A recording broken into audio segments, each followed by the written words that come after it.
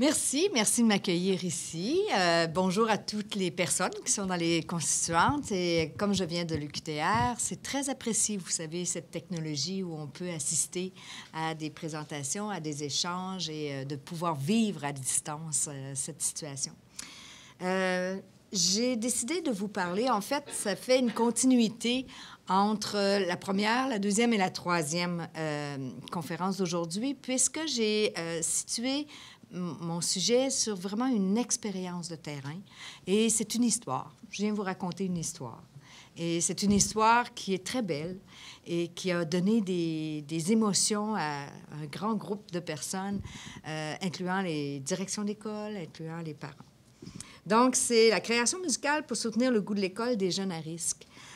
Ici, peut-être commencer avec quelques réflexions sur l'art et ses effets. J'ai plusieurs domaines de recherche où la communication, en fait, c'est tout le domaine de la communication qui est en jeu. Autant pour les enfants qui ne parlent pas, des enfants qui sont polyhandicapés ou multihandicapés, des enfants qui ont vraiment des grandes résistances à la communication, comme les enfants qui ont un spectre de l'autisme. Donc, il y a vraiment des courants que la musique peut venir tisser des liens. Cette expérience a été plutôt faite en équipe avec ma stagiaire de stage 4, qui avait un stage de 12 crédits. Et après cette première semaine dans une école où la classe était en partenariat avec un centre jeunesse, elle s'est rendue compte que les élèves ne lui parlaient pas. Elle n'avait pas créé le lien. Et elle vient me voir en me disant, « Sylvie, j'ai plus d'outils. Je n'ai pas de lien avec mes élèves. » Donc, le contexte scolaire comme tel qu'on est, où on va se situer, c'est une école où les classes, les élèves sont, en fait, dans les classes, mais dans un centre jeunesse. Ça veut dire que si la classe se désorganise à 10 heures du matin, tout le monde retourne dans sa chambre. Donc, ils sont vraiment dans des contextes où la difficulté de créer de liens avec l'adulte, surtout un adulte nouveau qui est un stagiaire et qu'un adulte qui a un début puis une fin dans sa relation, est quand même un grand défi. Donc, je vais vous faire une brève description du projet qu'elle a présenté aux élèves et je vais vous amener des résultats qui ont été tout au long du projet et des résultats qui ont été jusqu'à la fin de l'année. Les impacts, les retombées et tout ce qui a pu faire comme changement. Puis à la fin, bien, on aura peut-être des questions quand on sera à la période de questions. Donc, c'est une école secondaire, des élèves qui sont partenaires du centre jeunesse, environ entre 13 ans et 16 ans. C'était la classe. Il y avait 10 élèves dans la classe, mais en fait, jamais plus que 5 à la fois. Parce que c'est des élèves qui entrent, qui sortent, ils se sont désorganisés la veille, ils n'ont pas le droit de retourner à l'école le lendemain. C'est rare que c'est plus que 5 ou 6 élèves à la fois. C'était dans un cadre de stage en adaptation scolaire. La stagiaire était musicienne, donc elle faisait des études en adaptation scolaire, mais elle avait fait son cégep en musique, donc c'était une musicienne. Elle identifiait que les élèves étaient très créatifs. Ils étaient très intéressés. Dès qu'elle voulait avoir un petit peu capter leur attention et susciter l'intérêt, ça mettait de la musique, ça leur demandait qu'est-ce qu'ils aimaient en musique ou en art, et aussi pour le sport. Donc, elle les a invités à vivre un projet artistique. Les élèves en soi, c'était des élèves à risque de grande délinquance. En fait, c'était des élèves qui avaient tous des dossiers criminels, mais comme il n'y avait pas 18 ans, 16 ans même, ils étaient quand même encore à l'école. C'était des élèves, évidemment, en risque de décrochage. C'était des élèves qui avaient des troubles graves de comportement, puis c'était une école spécifique en troubles de comportement. Difficulté d'engagement, de s'engager dans une tâche, de s'engager dans ses études, de s'engager dans un projet personnel, puis des manques de confiance envers l'adulte. Ça, c'était le cœur de la difficulté. C'est dès qu'on a un adulte nouveau qui arrive, si on n'est pas copain avec le technicien en éducation spécialisée, on n'est pas dans la bonne gang. C'était vraiment créer le lien. Le projet en soi qui a été proposé aux élèves, c'était dans le cadre des cours de français. Et c'était de faire de la poésie. Et elle est partie avec l'idée, elle a fait jouer du slam et de la poésie slam où elle a plus utilisé le texte que la performance de l'artiste. Donc, c'était de faire lire les textes et de montrer comment ces textes étaient des textes révélateurs d'expérience, révélateurs de pensée, de ce qu'on avait le goût de dire. Et après la première semaine, c'était vraiment de dire, maintenant, toi, si tu avais à transformer ce texte-là, quel mot tu pourrais changer? Quel mot fait une différence pour toi? Qu'est-ce que tu gardes? Comment tu l'adaptes à ce que tu as à dire pour pas justement, pour soutenir la réussite, pour soutenir la motivation, pour aussi atténuer l'effort de faire de la poésie quand on ne se sent pas compétent à faire de la poésie. Donc, c'était de partir d'un texte et de pouvoir le jouer avec comme une pâte à modeler, de pouvoir s'amuser à transformer le texte.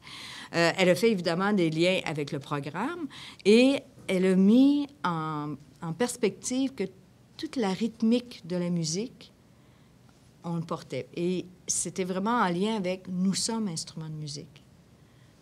Notre cœur bat, on peut faire du rythme. Et elle s'est mise à jouer avec les élèves. Comme elle était musicienne, c'était facilitant.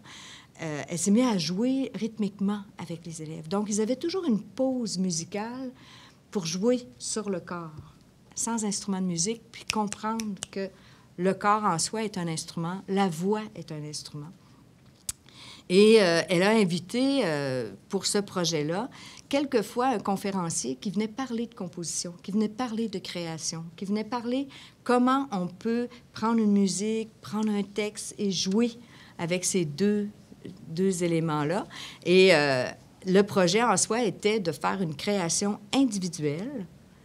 Et à la dernière semaine, on faisait venir le compositeur avec un studio sonore, avec un studio mobile qui pouvait enregistrer chacune des compositions des élèves.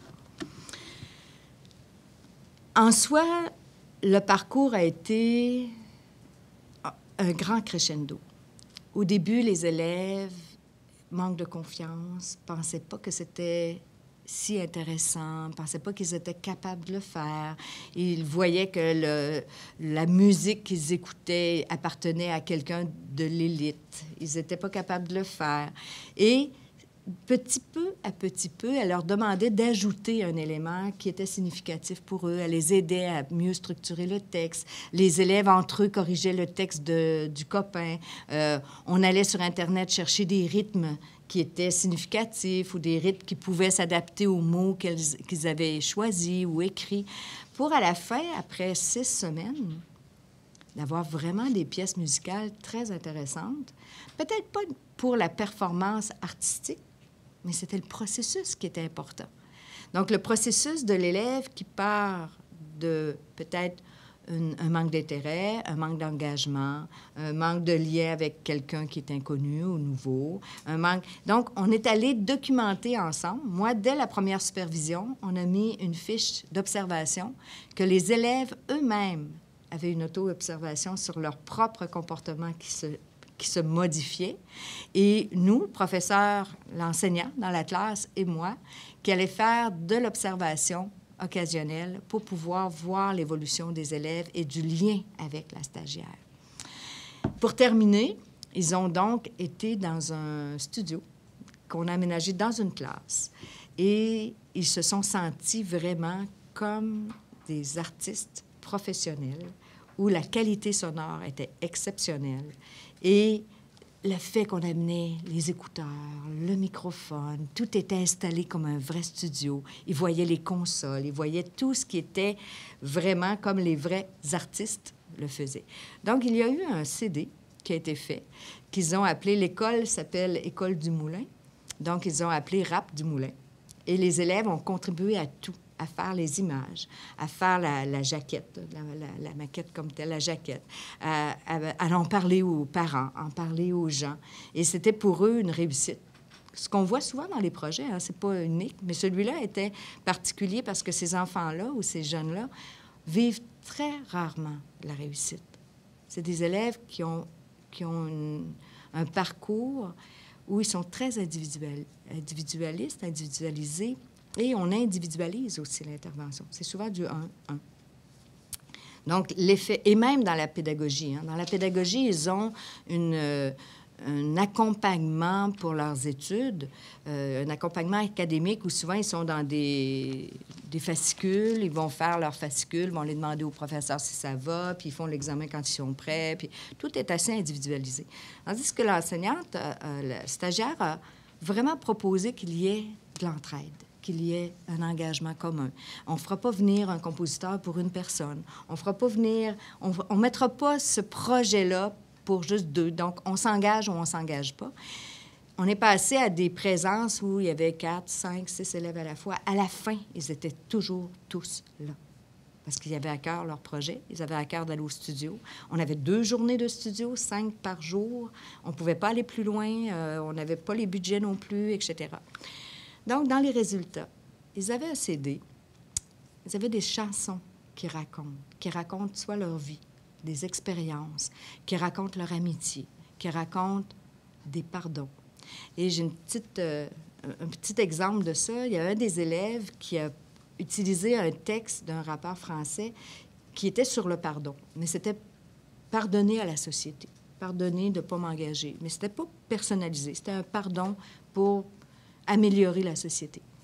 Et il s'est approprié cette chanson-là et lui, il l'a réécrite en s'adressant à sa mère. Donc, pardonner qui il avait été comme fils face à sa mère. Et la chanson est extrêmement émouvante. Quand il est venu en studio pour la faire, il commence et là, les larmes montent. C'est un grand garçon de 16 ans. Là. Puis comme disait le compositeur, j'avais tellement pas le goût qu'il prenne le micro puis qu'il s'en serve, tu sais, différemment que d'enregistrer dedans. Donc, il arrête. Puis là, un peu frustré, il dit « Ah, je ne serais pas capable. Ah, je ne suis pas bon. Je ne serais pas capable. C'est trop dur pour moi. » Et son copain qui l'accompagnait est venu dire « Oui, tu es capable. C'est ta chanson. Puis tu le sais pourquoi tu l'as fait. » Donc, ça a été l'autre élève, son ami élève, qui est venu l'encourager. Et finalement, il a réussi, après plusieurs essais, à terminer la chanson. Mais ce qu'on entend, puis malheureusement, j'aurais dû amener le CD, mais ce qu'on entend, c'est une voix fébrile. C'est une voix d'émotion. C'est une voix vraie sur « Pardonne-moi, maman ». Et quelques semaines plus tard, il a offert le CD à sa mère et c'était la première fois qu'elle recevait quelque chose de positif de son enfant. Donc, ça a été pour la stagiaire un moment de grande émotion. La maman l'a appelée et c'était elle-même, elle en pleurait quand elle nous le racontait. L'entraide entre les élèves, la discipline, la fierté, l'accomplissement et surtout leur confiance. Mais tout ça, la stagiaire dit « moi aussi ». Moi-même, l'entraide que j'ai été chercher chez l'élève et chez les gens qui m'accompagnaient, ma propre discipline pour pouvoir accompagner ces jeunes-là, croire en eux, ma propre fierté dans mon projet de stage, de pouvoir aussi apprendre à avoir de la rigueur, de documenter au fur et à mesure ce qui se passait, l'accomplissement dans mon stage et la confiance en moi. Donc, le pouvoir de la musique et de l'art, pour moi, c'est une hygiène sociale. Tout le monde devrait faire de l'art. C'est un langage universel. Les gens qui ont difficulté à communiquer, si on peut prendre cette courroie, je pense que c'est un outil extraordinaire. Moi, je dis souvent, abuser de ce pouvoir que l'art a sur les êtres humains. Et on sait comment, tout à l'heure, en commençant, avec juste la mise en scène, tout de suite, on était dans l'attention. Et surtout, réfléchir sur la formation en enseignement, la formation de nos enseignants. Peu importe qu'ils enseignent en art, qu'ils enseignent en adaptation scolaire, qu'ils enseignent au primaire ou au secondaire. On a besoin de gens qui doivent sortir de leur cadre, qui doivent voir différemment. On a besoin de gens qui créent. On a besoin de médiateurs créatifs. Je pense qu'on a vraiment besoin d'enseignants qui sont des médiateurs créatifs, de construire, de pouvoir être avec l'autre, et non seulement dans son programme, mais être dans la relation avec l'autre. Et pour moi, le vivre ensemble devient une expérience. Et aujourd'hui, dans la classe, c'est le miroir de la planète. Donc, ce qui se passe sur la planète est à côté de chez nous et dans notre classe. Et si on ne nourrit pas ce vivre ensemble et qu'on n'a pas d'expérience qui nous permet, ou d'outils et d'expérience qui nous permet de vivre cette confiance pour être dans le vivre ensemble, qui est un thème qui commence à être un petit peu galvaudé, c'est de vivre avec l'autre et d'arrêter d'avoir peur de l'autre. Merci.